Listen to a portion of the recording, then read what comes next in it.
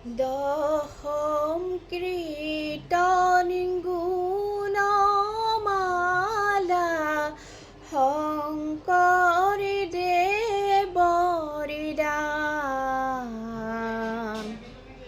হেলা নকৰিলো বা শাস্ত্ৰৰ তত্ত্বজ্ঞান। বহাৰ মাধৱদেৱে নামঘোষাত কয়, জীৱত